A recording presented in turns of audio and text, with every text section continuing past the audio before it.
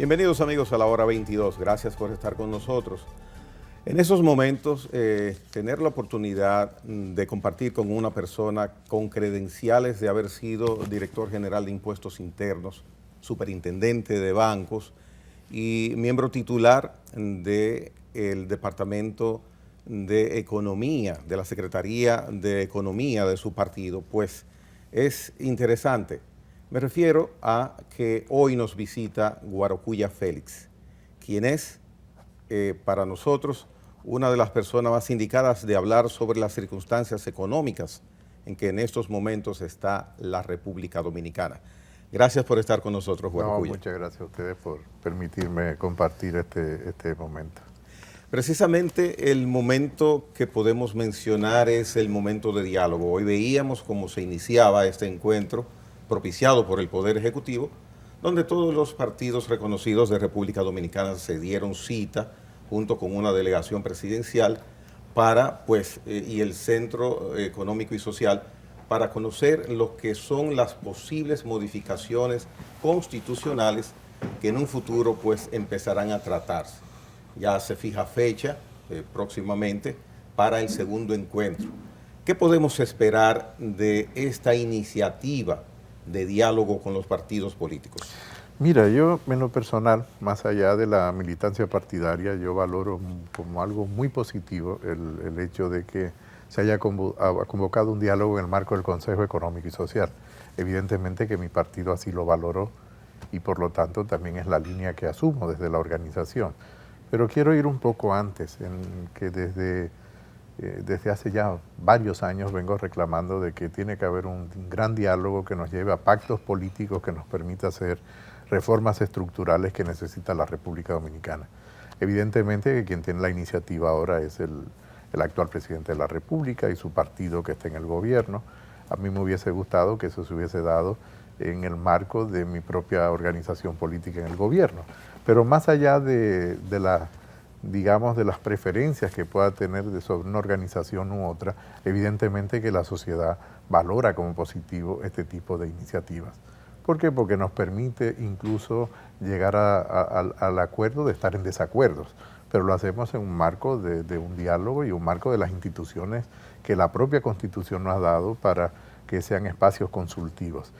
Es importante recalcar esto, espacio consultivo, porque de lo que se trata no es de sustituir, en el caso que se lleguen a acuerdos que ameriten reformas legales o que se vaya un poco más lejos y a la propia reforma de la Constitución. Digamos que el Consejo Económico y Social no sustituye las competencias que tiene el Congreso Nacional. Es un espacio consultivo, de consulta, precisamente de diálogo, de conocer los pareceres, en este caso del liderazgo que tiene el liderazgo político que tiene representación en el Congreso. Ya tenemos preestablecido y sabemos por dónde vienen estos puntos. Hoy se agrega la parte electoral, que sería el punto número 13. ¿Hasta dónde es procedente que deba hacerse una reforma constitucional para insertar diferentes aspectos en el engranaje? Yo creo que esa va a ser parte, Gregory, de la valoración que harán los partidos políticos en el marco del Consejo Económico y Social. O sea que no tenemos que darlo como un hecho. No de la reforma, no necesariamente, porque precisamente si se va a un espacio consultivo es para escuchar todas las partes, aunque evidentemente, reitero, las competencias las tiene el Congreso Nacional. Y el interés de modificación para esos aspectos lo ha plasmado el presidente de la República. Claro, que pesa. Sin ninguna duda, porque además tiene el liderazgo institucional. Piensa que los presidentes, según la Constitución del 2010, y ha sido la tradición desde 1844, pero taxativamente en la Constitución del 2010, los presidentes separan la Constitución, separa la competencia de los presidentes en jefe de Estado y jefe de gobierno. Digamos que en el caso de un llamado de esta naturaleza, el presidente de la República lo hace en su condición no solo de jefe de gobierno, sino fundamentalmente de jefe de Estado. Una reforma fiscal, como está planteada desde hace años, ¿sería procedente hacerlo vía constitucional? No, es que la Constitución no toca, la reforma no toca. Quiere decir, la fiscalidad es una herramienta, no es un objetivo. Ya. Y por lo tanto no es un tema de la Constitución, aunque la Constitución prevé sobre el régimen fiscal algunos criterios que son fundamentales, como el hecho de mantener equidad distributiva, el hecho de que quien tenga más pague más. Lo estoy diciendo en lenguaje mucho más simple que lo que establece la Constitución, pero fundamentalmente más de ahí una Constitución no puede reglamentar ni el sistema tributario, pero ni tampoco el sistema electoral en los detalles, ni ningún otro tipo digamos, de reglamentación que corresponde a leyes que pueden ser menores, porque si no sería rígido el hecho de actualizar la legislación. Porque las leyes tenemos que acostumbrarnos que hay que actualizarlas de manera constante, de manera permanente. Los sistemas tributarios tienen que estar sujetos a permanentes reformas. Los mercados de trabajo tienen que estar sujetos a reformas permanentes y así sucesivamente otros mercados desde el punto de vista regulatorio. En ese sentido, puedo entender que es perentoria una reforma fiscal. Fíjate, eso es parte también de lo que habría que esperar que se determine en el diálogo, porque una cosa es lo que puede plantear el gobierno y otra cosa es lo que va a plantear a juicio del PLD y de Guarocuya. No, a juicio del Partido de la Liberación Dominicana hemos fijado ya una posición al respecto y es esperar que haya una propuesta concreta sobre la mesa para poder reaccionar sobre dicha propuesta. Entonces, esa es la posición que ha fijado el Partido de la Liberación Dominicana. El PLD va a Guarocuya con un equipo de peso pesado a la apertura del diálogo. Y no porque estén gordos. Sí, pero encabezado por su secretario general, Charlie Mariotti, personas muy jugadas como Francisco Javier García, la ex senadora Cristina Lizardo, Ariel Jiménez, que es una persona excelentemente brillante, y otro más, me parece que Paz. ¿Cuáles son las expectativas desde el punto de vista de la postura del PLD, sobre todo en una confrontación como la que hay, política y digamos con todos los temas que tiene pendiente la agenda? Mira, al PLD se le ha acusado de muchas cosas, sobre todo en el último año y medio, 2 años. Yo creo que hemos sido objeto de todo tipo de acusaciones y de descalificaciones, pero creo que si algo no podrán cuestionarnos es el nivel de responsabilidad política con el que ha manejado el Partido de la Liberación Dominicana en momentos críticos de la sociedad. Recuerdo, por ejemplo, en 1990, cuando tuvimos una especie de punto de inflexión. Recuerdo en 1994, que fuimos de los principales promotores y que apoyamos las reformas constitucionales que acortaron en su momento el periodo del presidente Balaguer a 2 años, cambió el régimen electoral, se introdujo la doble vuelta, se introdujo la necesidad de modificar el sistema judicial y de introducir el Consejo Nacional de la Magistratura, se otorgó la no pérdida de la nacionalidad a los dominicanos en el exterior o de origen dominicano en el exterior. Quiere decir que el PLD siempre se ha manejado con mucha responsabilidad. Y el PLD, desde el momento que salió del gobierno, definió claramente cuál era el marco de la oposición. Una oposición crítica, pero al mismo tiempo constructiva. Y dentro de ese marco de oposición constructiva, sin dejar de ser crítico, sin dejar de poner los puntos negativos sobre la mesa, el PLD ha actuado. Piensa que legitimamos y apoyamos el pacto eléctrico a pesar de que fue el mismo pacto de que a nosotros, estando en el gobierno, el actual partido de gobierno no nos apoyó y no se le cambió absolutamente ni una coma. Hemos apoyado las declaratorias de estado de emergencia en los momentos que ha habido que apoyarla porque entendíamos que forma parte de la responsabilidad como partido de apoyar al partido en el gobierno cuando beneficia a los intereses generales. Por lo tanto, el hecho de que el partido en este momento esté participando en ese llamado que hizo el presidente de la República en el marco de un órgano constitucional como el Consejo Económico y Social, forma parte de esa responsabilidad que tiene el Partido de la Liberación Dominicana para con la sociedad dominicana. Fuimos el partido que fue capaz, los más jóvenes no lo recordarán, de recuperar la economía luego de la crisis de Baninter, que fue una crisis que se nos llevó el 21% del producto, ¿no? En el año 2003, 2004, 2005. Fuimos el partido que luego fue capaz de poder sortear con mayor acierto y probablemente que muchas de las economías de la región, la crisis financiera global. Fuimos el partido que sentó la senda de las políticas que debían de tomarse para enfrentar la pandemia, a pesar de que había 100 años de que la humanidad no tenía experiencia en una pandemia global. Tuvimos que navegar y aprender sobre ello y sobre esa línea el propio partido de gobierno se continuó esa misma Pero senda. parecería, Guarocuya, que los partidos lo hacen mejor en la oposición muchas veces que en el gobierno. Hago esa mención porque el PLD controló el Congreso y duró 16 años pujando de corrido, bateo y corrido, pujando por todo este tipo de reformas. Hicimos muchas reformas, ha sido el partido que más reformas ha hecho en democracia, incluyendo la propia Constitución de la República. 2010, Claro, luego 2016. claro, pero yo recuerdo en la etapa entre el 2004 y el 2008 modificamos 16 legislaciones diferentes solo del sistema de planificación y administración financiera del Estado. Parte importante de lo que es modernización del Estado. Claro, ¿no? Fuimos el partido que creó la Comisión de Reforma del Estado, fuimos el partido que luego creó una ley de administración pública, fuimos el partido que constitucionalizó. El PRM no le reconoce nada al PLD. Bueno, yo creo oigo muchas veces a sus funcionarios y a sus dirigentes. Eso es lamentable porque si algo debo de recordar históricamente es que tenemos la misma matriz de origen. Fíjate que estos días estaba conversando en un programa. Es verdad que tenemos una gran divergencia, pero tenemos una misma matriz de origen. El PRM es deudor de Juan Bosch. En la medida en que es un desprendimiento del PRD, como también en su momento lo fue el Partido de la Liberación Dominicana, y ambos seguimos siendo deudores de Cotubanamá. Enrique es una figura muy olvidada en la historia de la política dominicana. Bien, en estos momentos donde el diálogo ya ha iniciado, hay fecha fijada, reitero, para el segundo encuentro. ¿Cuáles son los puntos que el Partido de la Liberación Dominicana quisiera aprovechar para en este escenario continuar con esos aportes que previamente ustedes han establecido en el organigrama gubernamental e institucional del país, y es un escenario ideal para esto? Sí, de hecho, fíjate, Gregory, que esa es la valoración que va a hacer el equipo que estuvo participando el día de hoy, porque tiene que transmitirle al máximo órgano de dirección, que es el comité político, cuál es el espíritu y el ánimo que hay en ese espacio para poder efectivamente participar de manera activa, o cuál va a ser pero desde el punto de vista de propuestas habría que esperar eso, ¿no? La valoración que se tenga de cuál es el ánimo. ¿Y ustedes que tienen no tienen ¿tienen preestablecido ustedes algunos puntos? Entiendo que, sí, que claro, podría ser así.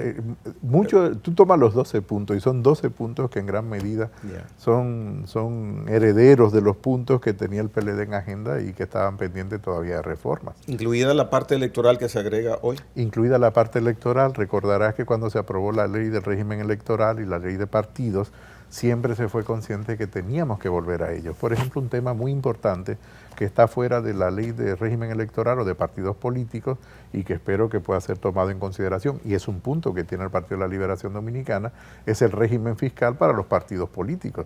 Hay un vacío en ambas legislaciones sobre el tratamiento fiscal que se les debe otorgar a los partidos políticos con los fondos públicos y los fondos recaudados. ¿Esto es parte de lo que la Junta Central Electoral ha iniciado?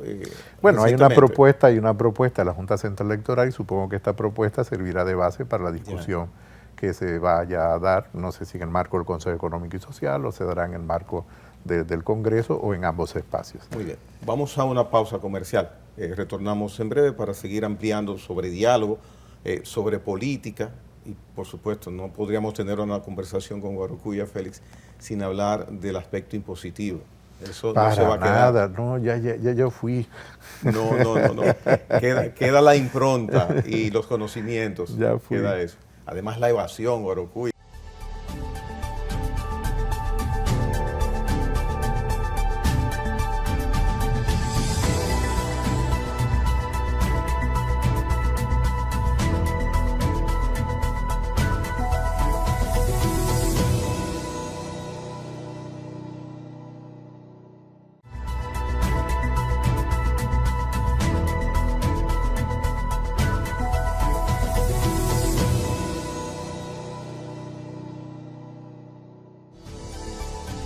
Guarocuya, antes de hablar del tema que todo mundo te habla normalmente, de impuestos y esas cosas, me gustaría conversar un poco de política. Sí. El Partido de la Liberación Dominicana, durante muchos años has estado, inclusive has buscado posiciones electorales provinciales, pues está ahora en estos momentos en una etapa de recomposición en diferentes aspectos por razones obvias. Acaba de dejar el poder, bueno. ¿Piensas que esa recomposición le tomará una tarea bastante ardua, viendo el panorama político que tenemos hoy día y sobre todo con un aspecto que pende sobre algunos de sus miembros y ex funcionarios, la parte de persecución a posibles actos incorrectos en la administración pública?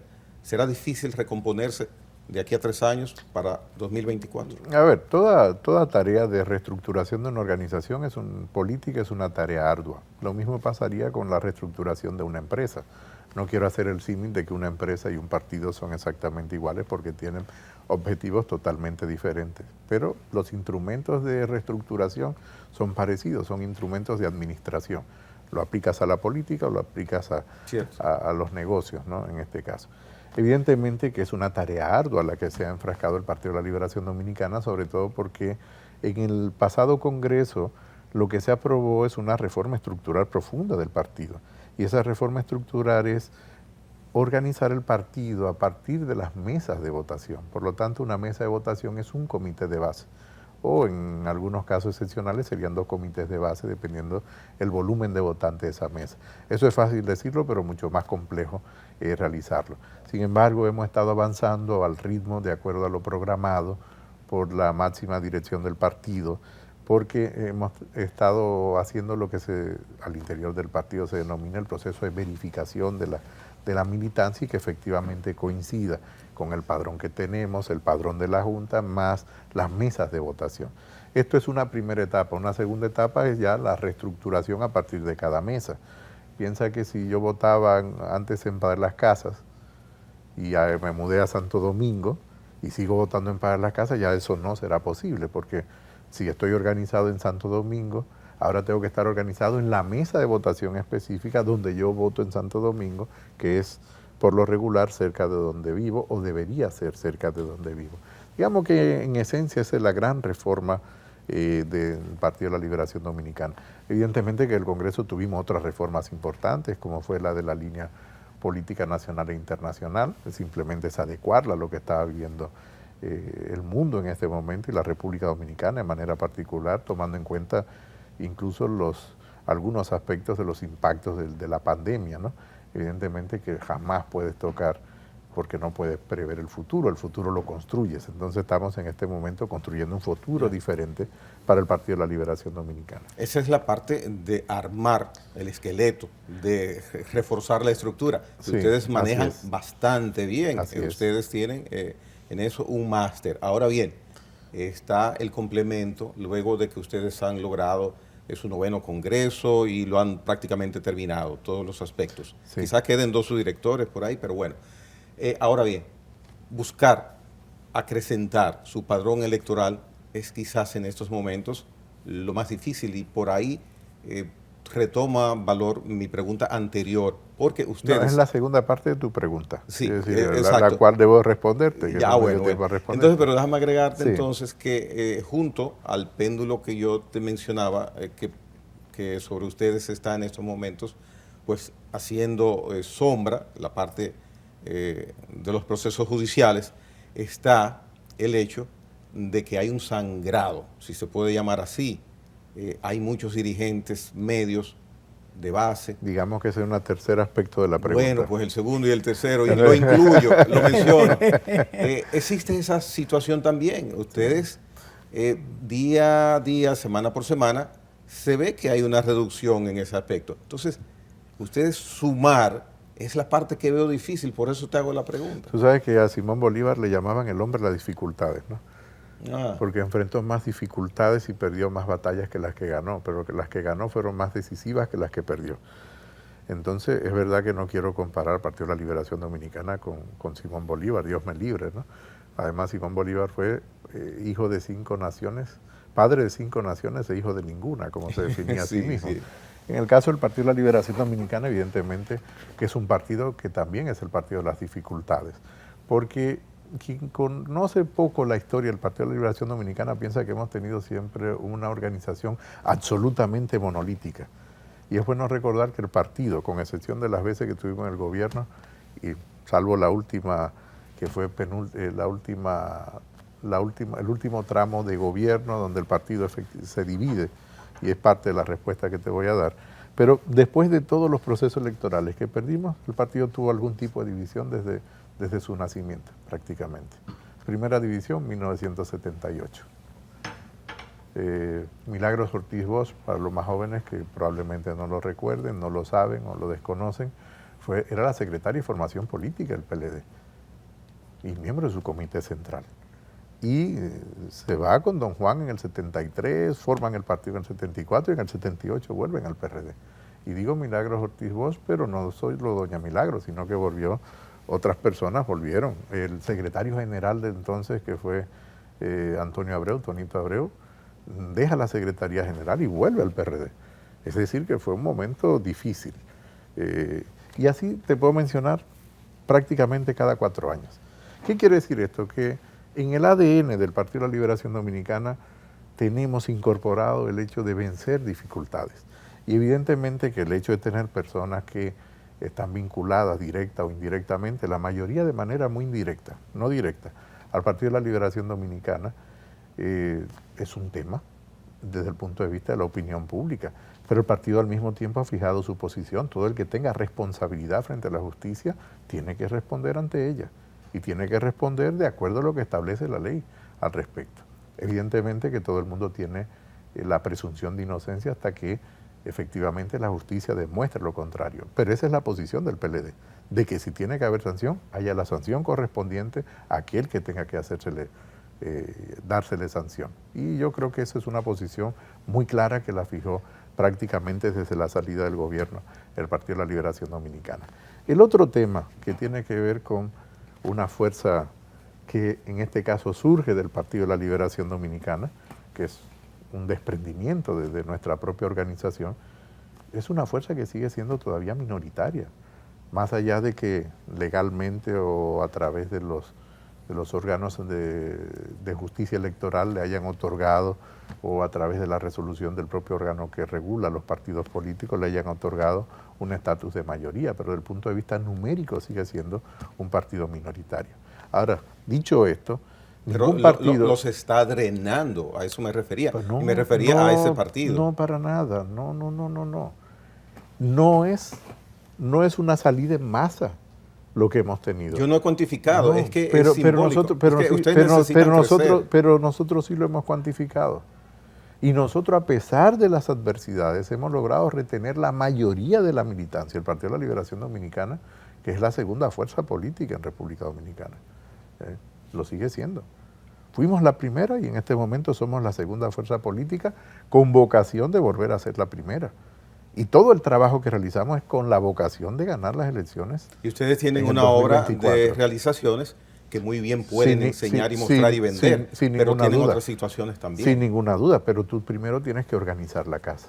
¿Ya está organizada? No, estamos en proceso de organización. Estamos mucho mejor que hace 8 meses y mucho mejor que hace un año, pero no hemos terminado todo el proceso. Te decía que solamente habíamos terminado la primera parte de lo que corresponde al cambio de la estructura territorial del partido, que es el proceso que hemos denominado verificación. Luego viene toda la reestructuración territorial, comités de base, comités intermedios y así hasta elegir toda la dirección media y la dirección de base del partido. Lo que hemos hecho es dirigir y renovar la dirección nacional del partido, pero todavía nos queda todo la dirección media y la dirección de base. Guargulla, yo creo que no sobra la pregunta, pero voy cercano a lo que decía Gregory al principio. ¿Cómo el PLD, con una referencia tan gigante y tan importante como Juan Bosch, que trascendió incluso nuestra frontera geográfica y las fronteras políticas en un momento muy importante para América Latina y el Caribe, cómo el PLD deja quebrar su disciplina, su historia y sobre todo su ideología, su pensamiento, y termina haciendo un gobierno muy positivo por el presidente Danilo Medina en muchas cosas que nadie puede negar y que lo está migrando. Pero ¿cómo se quiebra en la parte más importante? Que es la ética de una sociedad, la parte de el tema de la corrupción que tanto combatió el PLD. ¿Cómo se quiebra? Porque los partidos evolucionan, no necesariamente para bien, ¿Cómo se quiebra y por qué se como quiebra? organización política. Piensa que el PLD pasa de ser un partido de cuadros a ser un partido de masa. De ser un partido de masa a ser un partido atrápalo todo.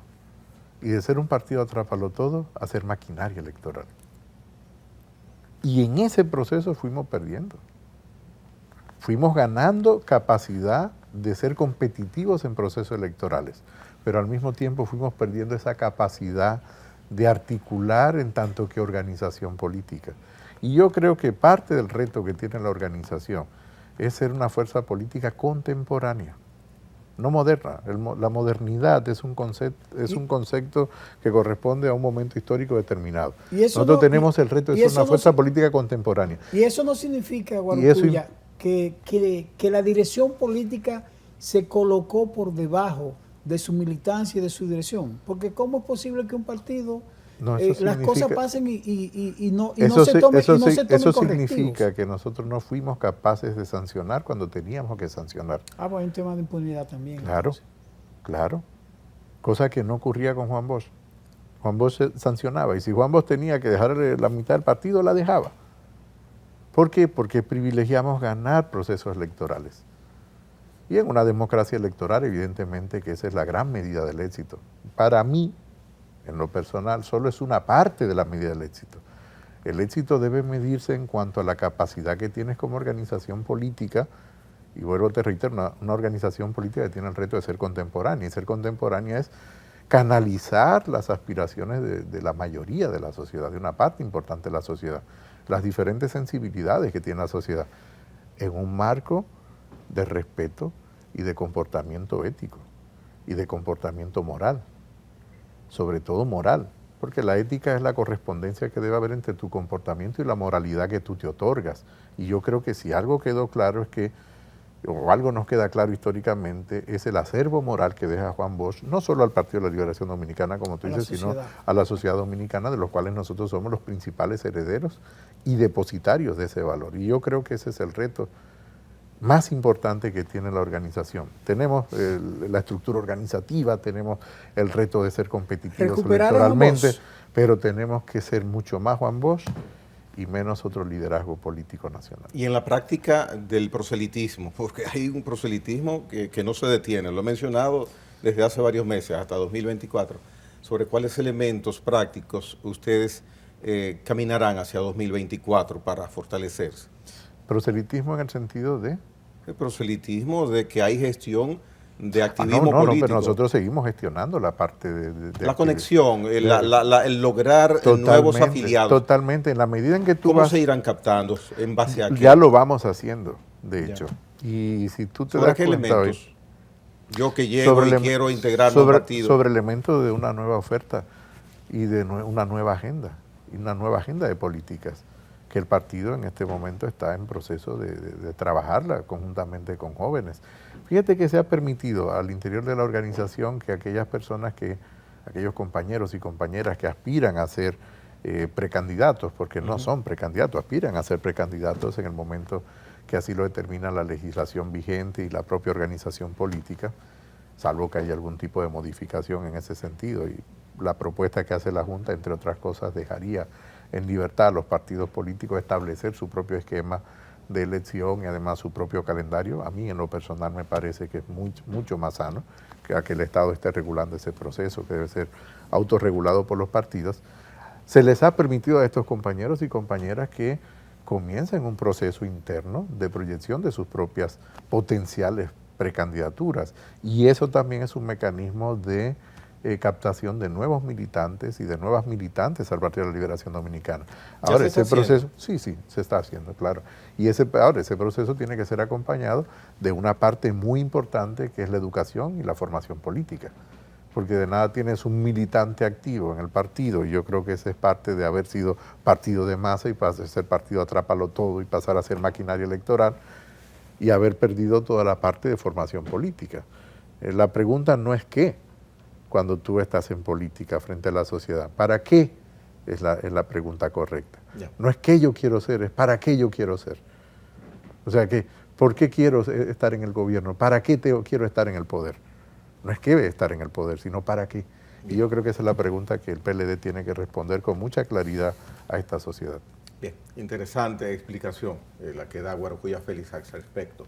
Vamos a la pausa final, venimos en breve.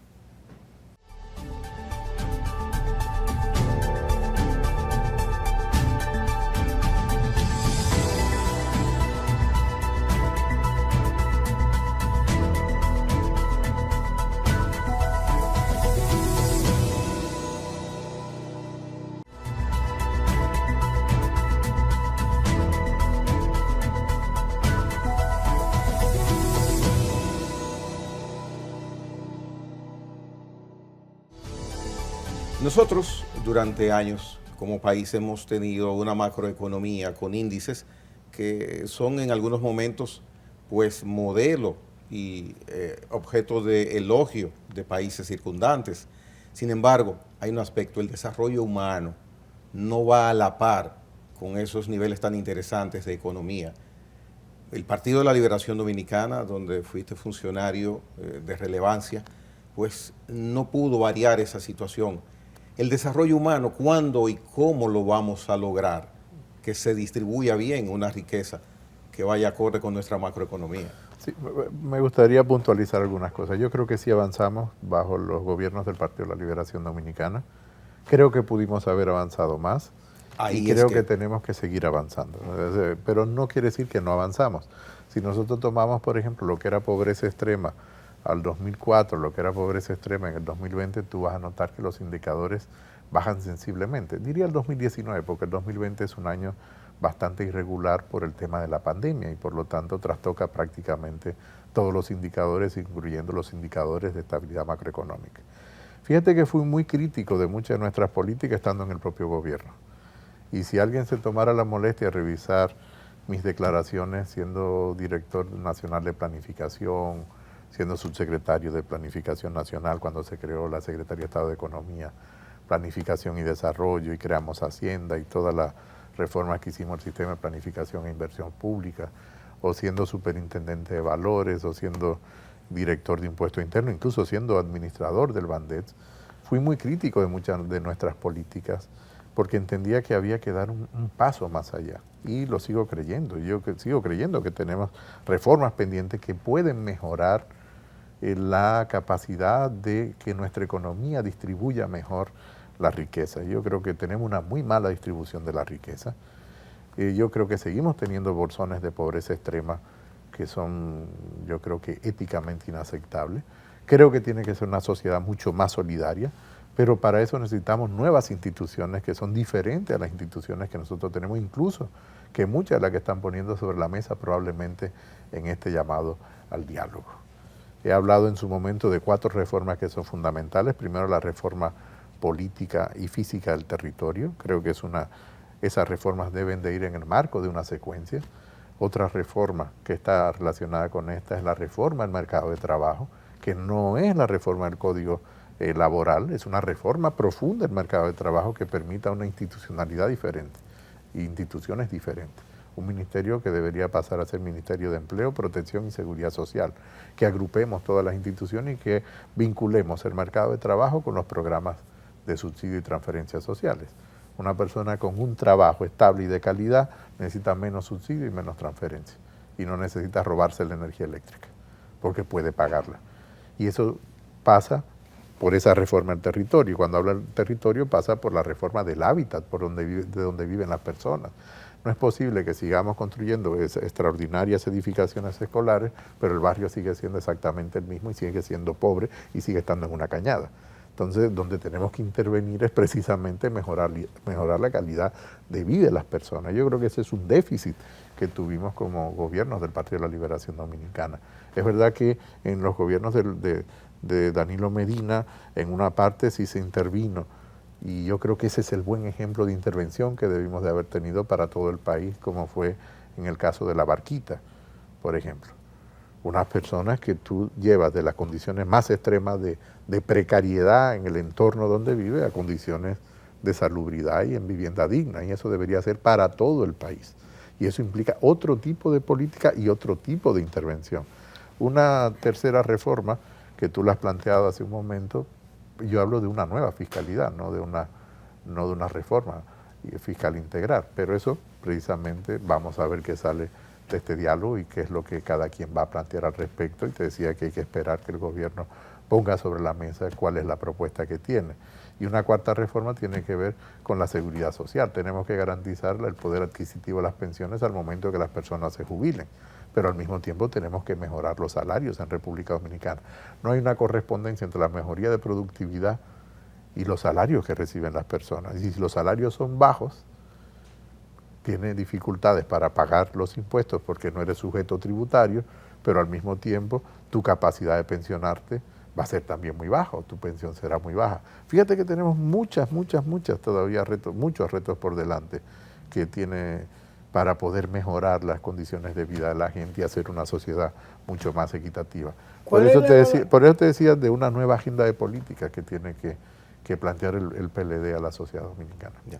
¿Cuál es la evaluación que hace el economista Guarocuya Félix, no el exfuncionario ni dirigente del Partido de la Liberación Dominicana? La evaluación de la economía del gobierno, de este gobierno y sus perspectivas. Fíjate, en varios programas ya la he hecho, ¿no? Y he hablado de que desde el punto de vista macroeconómico el gobierno yo creo que ha sido relativamente exitoso, ha mantenido los grandes indicadores estables, no ha habido, con excepción del incremento de los precios, que sí es un tema muy importante y que también no solo yo, sino algunos economistas han hecho críticas de que el gobierno había podido haber hecho un poco más de lo que hizo para evitar un incremento tan rápido del nivel de precios. Pero en sentido general yo creo que la valoración del punto de vista macroeconómico es positiva, es decir, por lo menos ha mantenido la estabilidad macroeconómica. Pero hay que recordar que el gobernador del Banco Central es el gobernador que fue gobernador durante 20 años del Partido de la Liberación Dominicana.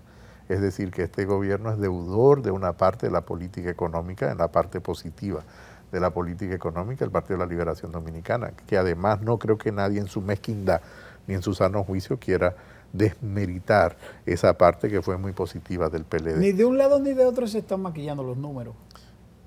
Maquillando en el sentido de... En el sentido de que el gobierno pudiera estar maquillando los números, No, o que el Banco Central pudiera hacerlo también. Fíjate que no. Fíjate que los números son los que son, y los números son difíciles a veces, porque son tosudos, el crecimiento al nivel que ha dicho el Banco Central que ha tenido la economía, lo ha tenido porque era un punto muy bajo con relación al 2020. Es decir, si tú caes mucho, tu tasa de crecimiento será mayor. Los países más pobres crecen más que los países a una mayor velocidad que los países ricos. ¿Por qué? Porque tienen una mayor dotación de infraestructura y de recursos. Pues lo mismo nos pasa cuando tenemos un año como el año 2020, que es el año de la pandemia, o lo mismo pasa en el 2003-2004 cuando tuvimos la crisis de Baninter, que luego el crecimiento se dan cifras casi de 2 dígitos. Entonces, no, los números en ese sentido creo que son muy tosudos. Luego está la forma en que interpretemos los números, que esa es otra cosa, ¿no? Hace unos momentos cuando mencionabas 4 propuestas que tenías de manera personal para reformas en el esquema financiero, económico de nuestro país, social. Sí, son reformas institucionales que van más allá de lo económico. Ya, por supuesto, por eso hablo de lo social. Sí, claro. También. Claro. Me hacía el símil en mi mente de que estabas hablando de hacer 4 cirugías en un cuerpo afectado que necesitaba que se le salve la vida. Las cirugías salvan vidas. Entonces, pienso, siguiendo con esa imaginación en tu relato, de que lo que estamos es en un esquema de aplicar y de suministrar una aspirina. Nosotros no necesitamos aspirina, necesitamos cirugías. ¿Piensas que puede haber un cambio sin tomarle prestado el eslogan al presidente en el esquema nuestro de que podamos empezar a hacer cirugías para verdaderamente esa macroeconomía fabulosa que hemos tenido y esa distribución, mala distribución que nos quejamos, que yo me quejo, que tú reconoces, pues varíe, cambie hacer cirugía, ¿es posible? Bueno, esa es mi esperanza. Yo esperaría. Es que hemos estado alimentados de esperanza siempre. Pero bueno, y la esperanza no debe perderse nunca. Si la pierde la esperanza, ¿cuál es la evidencias motivación concretas? ¿Podemos ver en el ambiente evidencias concretas? A ver, ¿O todavía esas evidencias no llegan? Yo creo que para esta administración es muy difícil hacer ese tipo de reformas profundas. Primero porque no tiene la visión. El liderazgo no tiene la visión. El liderazgo ¿Y las propuestas que hay? Pero esas son propuestas insuficientes para la pregunta que tú me habías hecho previamente. Y entonces esa cirugía, ¿quién la podría traer? Toca otros aspectos. ¿Quién podría traer entonces esas propuestas? Yo creo que esas propuestas formarían parte de esa nueva agenda de propuestas de política del Partido de la Liberación Dominicana. Pero eso es otra discusión, porque también eso está por verse en la medida en que nosotros terminemos de reestructurar nuestra organización y que nosotros comencemos efectivamente a ser competitivos desde el punto de vista del mercado electoral. Es que entonces, sin aparentar querer o tener la necesidad de estar en contra tuya, ni ir en contra de lo que mencionas, me obliga prácticamente a decirte, pero ¿y por qué en el futuro y no hasta hace un año lo pudieron hacer? Claro, pero yo te dije que había que falta ¿qué? Primero. No, dime. Visión. Ajá. Tenemos una carencia de visión, tenemos una crisis de visión. Seguimos haciendo exactamente lo mismo y esperamos tener los mismos resultados haciendo exactamente lo mismo. Mea culpa, entonces. Bueno, pero lo he hecho en varios segmentos de tu programa, he hecho varios mea culpa. Y por lo tanto, si tú quieres un mea culpa de que nosotros tenemos que actualizar la visión que tenemos de la sociedad y dar un salto. Te estoy hablando como ciudadano. Claro, como ciudadano, como economista, pero yo te hablo también como militante partidario. En el sentido, me gustaría que este país fuera más Nueva Zelanda. Es tener una visión diferente.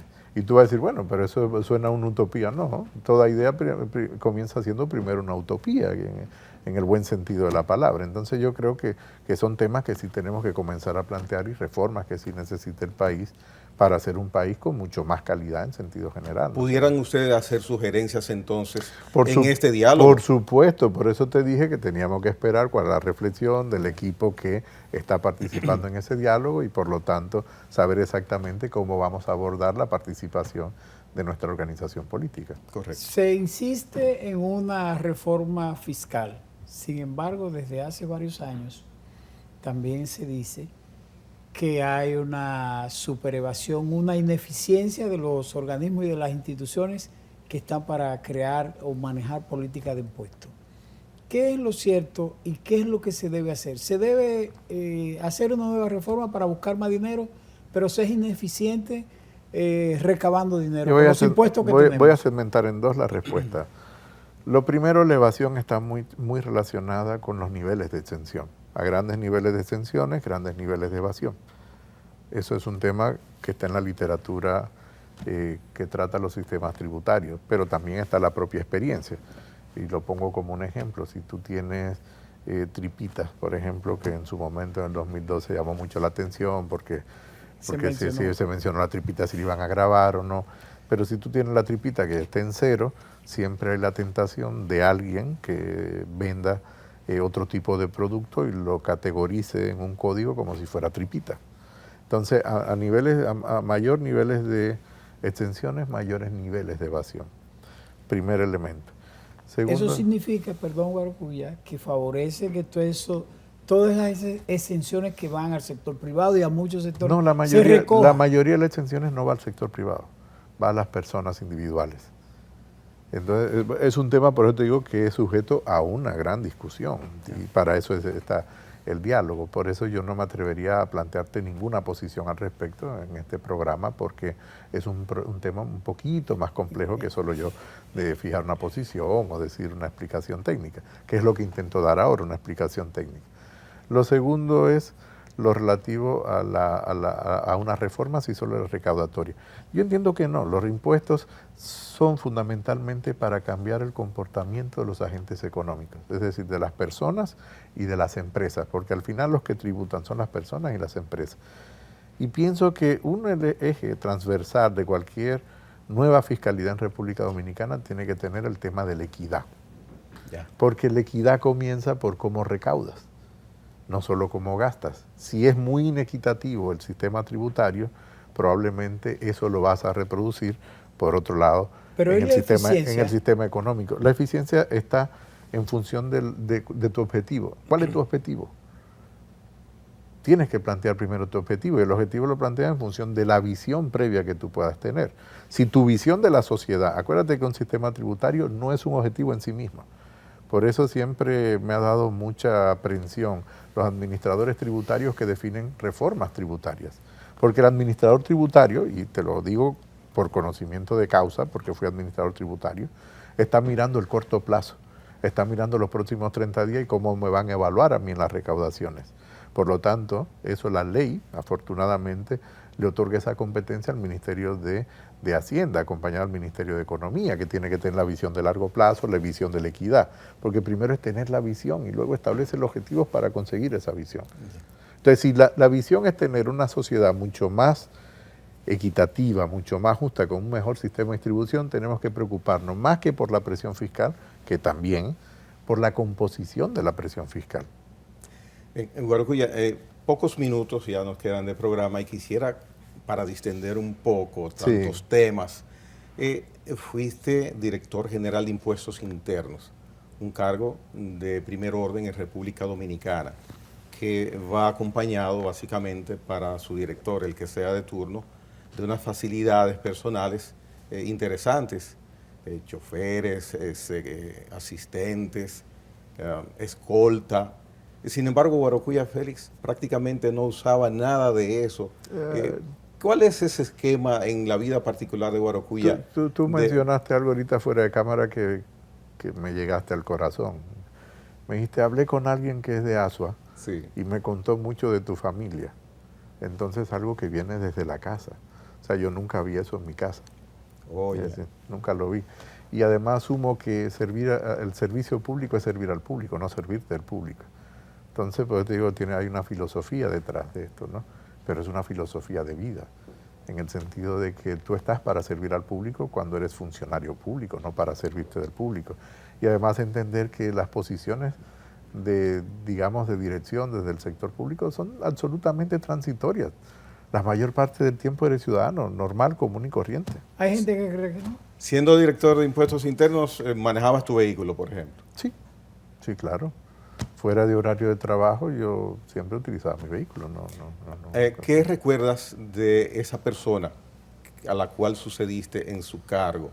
El anterior director de Impuestos Internos, Juan Hernández. Un gran director de impuestos. Y yo te diría que no solo Juan, en el sentido de la continuidad. Si algún acierto han tenido los gobiernos, y yo creo que eso lo inaugura en gran medida el Partido de la Liberación Dominicana, es el hecho de designar personas con bastante sensatez en una oficina tan delicada como la Dirección General de Impuestos Internos. Yo creo que hubo bastante continuidad, yo creo que hay bastante continuidad en el proceso y espero que siga siendo así, porque al final de cuentas, una vez me preguntaba una señora, ¿usted qué trabaja? Yo le dije, bueno, salvando vidas. Ah, ¿usted es médico? No, cobro impuestos. Y entonces, ¿cómo usted salva vidas? Y dice, claro, pues de los impuestos se pagan los hospitales, ¿no?